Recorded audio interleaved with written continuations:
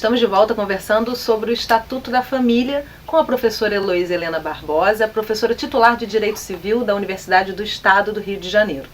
E agora a gente vai ouvir a pergunta de duas alunas da faixa. Eu gostaria de saber, com esse novo Estatuto da Família, entre homem e mulher, tendo filhos, como implica na relação homoafetiva? Anteriormente, o Poder Judiciário estabeleceu que casais homoafetivos poderiam adotar e ter benefícios, como o direito ao INSS após a morte do seu parceiro.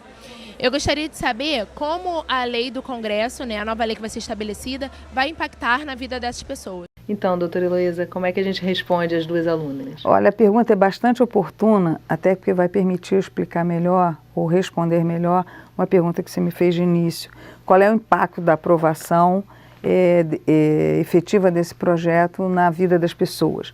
Eu digo o seguinte, a partir do momento que você disser que família é só entre homem e mulher, casados ou que vivem em união estável, as uniões entre pessoas do mesmo sexo tornam-se ilegítimas, para usar uma designação antiga. E elas, teoricamente, não podem ser contempladas com políticas públicas, por exemplo, né? Da mesma maneira, a questão do INSS ou de pensões previdenciárias e outros benefícios legais, também elas ficariam à margem, teoricamente, embora, isso é importantíssimo a gente registrar, a legislação previdenciária, muito antes das leis regulamentarem, já acolhia famílias que não estavam com normas específicas de proteção. Tá? E no caso específico aí da união das pessoas do mesmo sexo, de mesmo sexo, nós temos que lembrar que durante praticamente 88 anos no Brasil, no século XX, as famílias sem casamento viveram à margem da lei, que eram as famílias hoje denominadas união estável, entidade familiar união estável, ou seja, as pessoas que viviam sem casamento eram consideradas pelo Código Civil famílias ilegítimas, o que significa que elas não tinham proteção legal. Então é muito grave, né? Não se trata apenas de fazer uma definição legal, as consequências jurídicas são muito graves, porque se a família não é reconhecida legalmente, ela para obter qualquer tipo de direito, salvo haja uma regulamentação específica, como eu já citei da Previdência, por exemplo, ela vai ter que recorrer ao judiciário e depender do que o juiz entende sobre aquilo. Tá? Esse é que era o problema. Durante um certo tempo, os tribunais não acolhiam as famílias sem casamento. Eu estou me referindo ao início do século XX, por aí, até meados dos anos 40, 50, essas famílias ilegítimas, elas não tinham direito nenhum. Então, por exemplo, se um homem vivia com uma mulher e o homem morria, a mulher não tinha proteção nenhuma, porque ela não era casada, né, como o povo diz, de papel com ele. Quer dizer, embora eu aprendi isso com um grande mestre que eu tive, ele sempre dizia, se você vê um homem e uma mulher, ou hoje até duas mulheres, cuidando de uma criança, vivendo na mesma casa, você precisa pedir um papel para saber se aquilo é uma família, né? Ou a família, ela se externa exatamente pelo tipo de relação que as pessoas mantêm entre si, pelos cuidados que elas devotam uma à outra e eventualmente a um filho. Quer dizer, então é muito importante que as pessoas atentem que o impacto pode ser muito grande. Em setores, inclusive, que a gente não imagina hoje ainda. Não imagina. Inclusive nas políticas públicas, sim. Porque não faz sentido se um tipo de família não é uma família reconhecida, que o governo vá tratar dessas famílias. Ele vai tratar das que são reconhecidas. Sim. Agora, é possível separar essa discussão da ideologia e da moral religiosa?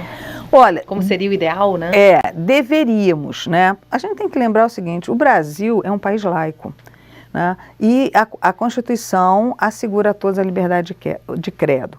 Isso significa que cada um segue a religião que quiser, mas isso não significa que você possa impor uma religião, né? E esse projeto, especificamente, tem um dispositivo aqui que eu achei bastante curioso, digamos assim, segundo o qual os pais têm direito a que seus filhos, vejam bem a redação, os pais têm direito a que seus filhos recebam educação moral, sexual e religiosa que não esteja em desacordo com as convicções estabelecidas no âmbito familiar. Olha só, isso aqui é uma inversão de perspectiva que pode ser muito danosa. O direito à educação é um direito do filho, da criança e do adolescente, né? Quer dizer, isso não quer dizer, obviamente, que a criança é que vai escolher sua religião, pelo menos em tenra idade, né? Mas nós temos que pensar num adolescente, por exemplo, que não esteja de acordo com a orientação religiosa que os pais lhe dão. Se ele está de acordo, ele vai seguir. Mas não seria o certo o filho seguir a educação, principalmente religiosa, que o pai lhes dá? Olha só, em princípio sim, mas a gente tem que pensar que num país grande como o Brasil tem de tudo um pouco. E nós temos religiões, às vezes, que, infelizmente, levam até a sacrifício de crianças. Como você vai admitir que os pais têm esse direito de impor uma religião que seja francamente contra o chamado princípio do melhor interesse da criança? Você está, inclusive, impondo que o Estado ofereça uma educação religiosa, sendo um Estado laico. Que já é discutido isso, né? Recentemente já se discutiu essa introdução, principalmente na rede pública de ensino, de educação religiosa, se é possível ou não num país laico, né? Mas você assegurar aos pais esse direito de impor uma religião, né? E mais, olha o que diz, falando da parte de políticas públicas, né, educacionais, o parágrafo desse artigo diz o seguinte: tais convicções de que trata o caput têm precedência sobre aquelas estabelecidas em programas oficiais públicos ou privados, quando relacionados à educação moral, sexual e religiosa. Observa que aqui é sexual também, que eu digo, tudo tem um endereço certo, né? Isso certamente tem alguma coisa a ver com aquela discussão que houve sobre as cartilhas de educação sexual, que depois foram recolhidas nas redes escolares, etc, etc.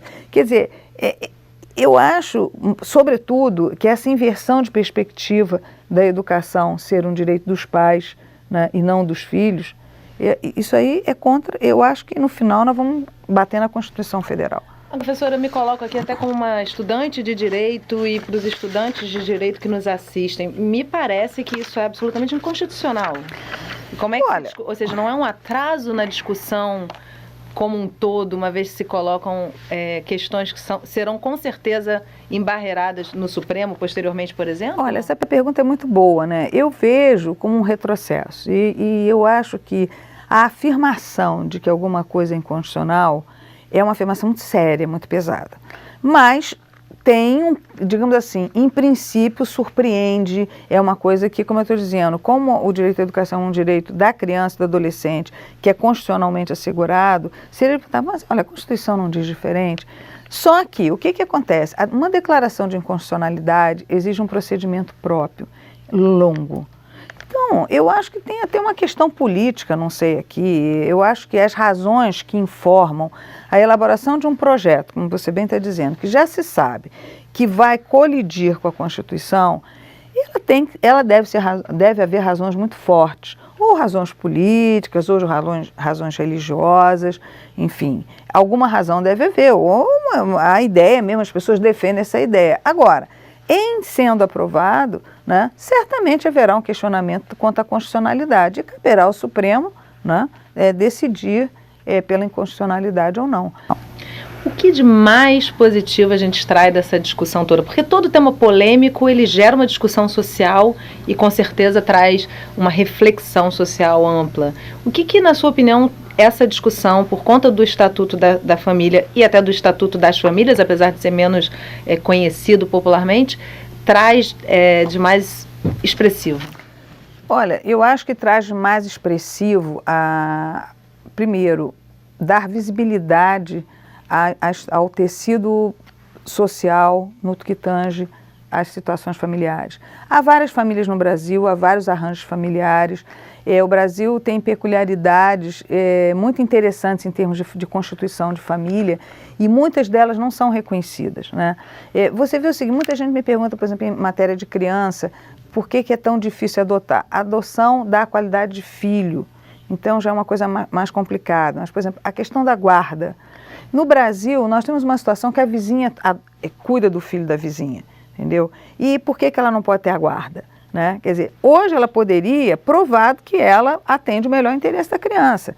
Então é uma situação muito peculiar, né? E esses arranjos também de pessoas que se juntam para constituir uma família. É bom entender o seguinte, não é qualquer relação que as pessoas mantêm pelo fato, por exemplo, de morar juntas, que vai dar origem a uma família, tá? Você tem que ter, foi uma pergunta até que uma vez me fizeram, se qualquer pessoa que mora junto vira uma família. É uma colocação, inclusive, de uma das alunas. Né? Pois é, isso é muito. Há essa curiosidade. Veja só, o que forma a família é a intenção de constituir uma comunhão de vida como entidade familiar. Isso se traduz na conduta das pessoas, no cuidado que uma tem com a outra e principalmente em relação à criança. Porque, veja bem, 2 estudantes que alugam um apartamento para dividir despesas, nós vamos dizer que isso é uma família?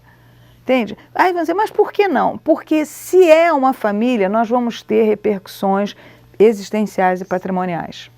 Tá? Esse é que é o problema. Por isso é que o direito tem que regulamentar, porque a gente sabe que enquanto está tudo bem, enquanto as pessoas se entendem, é tudo uma maravilha. Mas na hora que não se entendem, você vai ter que recorrer ao direito para buscar as soluções, principalmente patrimoniais. O direito é muito parecido com 0800, né? As pessoas só procuram quando dá problema, infelizmente. Muito obrigada pela sua participação com a gente aqui no Estúdio da Faixa, professora. Foram ótimos esclarecimentos. Muito obrigada, eu que agradeço. E obrigada a você. Eu te espero no próximo programa. Até lá.